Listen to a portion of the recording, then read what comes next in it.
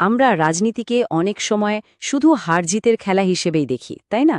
কিন্তু এর গভীরে কিন্তু লুকিয়ে আছে মানুষের স্বপ্ন, তাদের আশা-আকাঙ্ক্ষা আর অভিযোগের এক জটিল সমীকরণ। আজ আমরা সেই সমীকরণের গভীরে যাব। পশ্চিমবঙ্গের ধনেখালিকে একটা কেস স্টাডি হিসেবে নিয়ে আমরা দেখব কিভাবে ডেটা আর মানুষের মনের কথা মিলেমিশে একটা অঞ্চলের রাজনৈতিক ভবিষ্যৎ গড়ে তোলে। পশ্চিমবঙ্গে ঠিক মাঝখানে হুগলি জেলার সবুজ ধান ক্ষেতের মধ্যে রয়েছে ধনেখালি। এখানকার জীবনটা না পুরোপুরি মাটির সঙ্গে বাঁধা, মানে ফসলের চক্রই এখানকার মানুষের অর্থনীতির গতিপথ ঠিক করে দেয়। এই মাটির গল্পটা যদি আমরা না বুঝি তাহলে এখানকার রাজনীতির আসল সুরটা ধরা প্রায় অসম্ভব। দেখুন, নির্বাচনকে শুধু জেতা হারার মাপকাঠিতে দেখলে কিন্তু মস্ত বড় ভুল হবে। এটা আসলে একটা বিশাল তথ্যভাণ্ডার। এই ডেটা যদি ঠিকমতো বিশ্লেষণ করা যায় তাহলে পরিষ্কার বোঝা যায় মানুষ ঠিক কী চাইছে, তাদের আসল সমস্যাগুলো কোথায়, আর তার সমাধানই বা কিভাবে সম্ভব। আমাদের আজকের পুরো বিশ্লেষণটা ঠিক এই দৃষ্টিভঙ্গি থেকেই করা। আচ্ছা, আমাদের এই যাত্রাপথকে আমরা মোট ৬টা ধাপে ভাগ করেছি। প্রথমে আমরা ধনেখালির মাটির কথা শুনব, তারপর সংখ্যার গভীরে ডুব দিয়ে জনাদেশের আসল মানেটা খোঁজার চেষ্টা করব, আর সব শেষে দেখব এ সব তথ্যের ওপর ভিত্তি করে একটা উন্নত ভবিষ্যতের রূপরেখা কিভাবে তৈরি করা যেতে পারে। যে কোনো রাজনৈতিক গল্পের শুরু হয় তার চরিত্রদের দিয়ে, তাই তো? ধনেখালির ক্ষেত্রেও ব্যাপারটা একদমই আলাদা নয়। চলুন তাহলে পরিচিত হওয়া যাক এখানকার মানুষ আর তাদের সামাজিক পরিবেশের সঙ্গে। ধনেখালির রাজনীতির আসল অঙ্কটা বুঝতে হলে সবার আগে এখানকার সমাজটাকে বুঝতে হবে। দেখুন, এটা একটা তফসিলি জাতি সংরক্ষিত আসন। এখানকার প্রায় অর্ধেক ভোটারই তফসিলি জাতি বা উপজাতি সম্প্রদায়ের। তো এটা খুব স্বাভাবিক যে এখানকার রাজনীতিতে তাদের আশা আকাঙ্ক্ষার একটা বিরাট গুরুত্ব থাকবে। প্রায় ৯০% ভোটদান, ভাবা যায়? এই সংখ্যাটা কিন্তু একটা বিরাট কথা বলে। এটা পরিষ্কার প্রমাণ করে যে ধনেখালির মানুষ তাদের গণতান্ত্রিক অধিকার নিয়ে কতটা সচেতন। তারা কিন্তু শুধু দর্শক হয়ে বসে থাকতে চান না, তারা নিজেদের ভাগ্য নির্ধারণে সক্রিয়ভাবে অংশ নিতে চান। কিন্তু প্রশ্ন হল, এত মানুষ ভোট দিচ্ছেন, তারপরেও কেন একটা অতৃপ্তি রয়ে গেছে? কারণটা হল এই উন্নয়নের ফাঁক।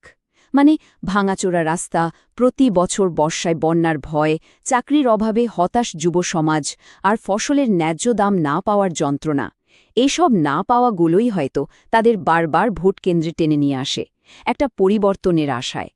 মানুষের এই না পাওয়া আর পরিবর্তনের আকাঙ্ক্ষা, ভোটের বাক্সে এর প্রতিফলনটা ঠিক কেমন হল? উত্তরটা কিন্তু সংখ্যার মধ্যেই লুকিয়ে আছে। চলুন নির্বাচনী ডেটা বিশ্লেষণ করে সেই পরিবর্তনের গল্পটাই শোনা যাক। দেখুন, এক দশক ধরে শাসকদল ক্ষমতায় থাকলেও ২০২১-এর ফলাফল একটা বড় সড় পরিবর্তনের ইঙ্গিত দিচ্ছে। একদিকে শাসক দলের ভোট সামান্য কমেছে, কিন্তু অন্যদিকে বিজেপির ভোট শেয়ার মাত্র ২% থেকে এক লাফে সোজা ৪০% পৌঁছে গেছে। আর রাজনীতির ময়দান থেকে প্রায় মুছেই গেছে একসময়ের প্রধান বিরোধী ফরওয়ার্ড ব্লক। প্লাস ৩২.৯%। শুধু এই একটা সংখ্যাই ধনেখালির রাজনৈতিক পট পরিবর্তনের তীব্রতা বোঝানোর জন্য যথেষ্ট। এটা শুধু একটা দলের ভোট বাড়া নয়, এটা আসলে মানুষের মনের গভীরে ঘটে যাওয়া এক বিরাট পরিবর্তনের প্রতিচ্ছবি। ডেটা তো আমাদের দেখিয়ে দিল যে কি ঘটেছে, এবার আমরা বোঝার চেষ্টা করব কেন ঘটেছে। এই যে এত বড় একটা রাজনৈতিক পরিবর্তন, এর পেছনের গভীর কারণগুলো আসলে কি? এই পরিবর্তনের অন্যতম একটা বড় কারণ হল কাঠমানির সংস্কৃতি নিয়ে অভিযোগ। মানে সরকারি প্রকল্পের সুবিধা হোক বা যে কোনো ছোটখাটো কাজ, তার জন্য স্থানীয় নেতাদের একাংশকে টাকা দিতে হয় বলে যে অভিযোগটা ওঠে, এই ব্যবস্থায় সাধারণ মানুষের মনে যে রাগ আর হতাশা জড়েছিল সেটাই যেন ভোটের বাক্সে আছড়ে পড়েছে। এর সাথে যোগ হয়েছে ভোট পরবর্তী হিংসার এক ভয়াবহ অভিজ্ঞতা। দেখুন, রাজনীতি যখন হিংসার রূপ নেয় আর পাড়া প্রতিবেশীর সম্পর্কেও ফাটল ধরায়, তখন মানুষ সবার আগে নিজের আর পরিবারের নিরাপত্তা খোঁজে। এটা শুধু রাজনৈতিক বিষয় থাকে না, এটা একটা সামাজিক আতঙ্কে পরিণত হয়, যা পরিবর্তনের ইচ্ছাকে আরও তীব্র করে তোলে। শুধু এটুকুই নয়, আরও কিছু পদ্ধতিগত ব্যর্থতা এই অসন্তোষে ঘি ঢেলেছে, যেমন ধরুন শিক্ষক নিয়োগ দুর্নীতি, যা শিক্ষিত ছেলে মেয়েদের হতাশ করেছে, চাকরির অভাব, নাগরিকত্ব নিয়ে তৈরি হওয়া উদ্বেগ আর অনেকের মনে গেঁথে যাওয়া তোষণ আর বঞ্চনার ধারণা, এই সব কিছু মিলেই কিন্তু পরিবর্তনের জমিটা তৈরি হয়েছে। পুরো পরিস্থিতিটাকে যদি একটা রিপোর্ট কার্ডের মতো করে দেখা যায় তাহলে ছবিটা আরও পরিষ্কার হয়ে যায়। হ্যাঁ, জনকল্যাণমূলক প্রকল্পগুলো হয়তো মানুষের কাছে পৌঁছচ্ছে, কিন্তু পরিকাঠামো আর তার চেয়েও বড় কথা প্রশাসনের ওপর মানুষের বিশ্বাস, এই দুটোই একেবারে তলানিতে। আর এই বিশ্বাসের ঘাটতি কিন্তু যে কোনো রাজনৈতিক পরিবর্তনের জন্য সবচেয়ে উর্বর জমি। আচ্ছা, এই যে এত বড় একটা পরিবর্তন হলো, নতুন ভোটগুলো এলো কোথা থেকে আর কাদের কাছে পৌঁছানো এখনও বাকি? চলুন এই ভোটারের যাত্রাপথটা একবার বিশ্লেষণ করে দেখা যাক। বিজেপির ভোটের এই বিরাট বৃদ্ধির একটা বড় অংশই এসেছে প্রাক্তন বাম সমর্থকদের কাছ থেকে, যারা রাজনৈতিকভাবে একরকম গৃহহীন হয়ে পড়েছিলেন। তারা একটা বিশ্বাসযোগ্য বিকল্পের সন্ধানে ছিলেন, আর তাদের ভোটই খেলার মোড় ঘুরিয়ে দিয়েছে। এই রাজনৈতিক পরিবর্তনের প্রেক্ষাপটে অন্য রাজ্যের মডেলগুলোও কিন্তু বেশ প্রাসঙ্গিক হয়ে ওঠে।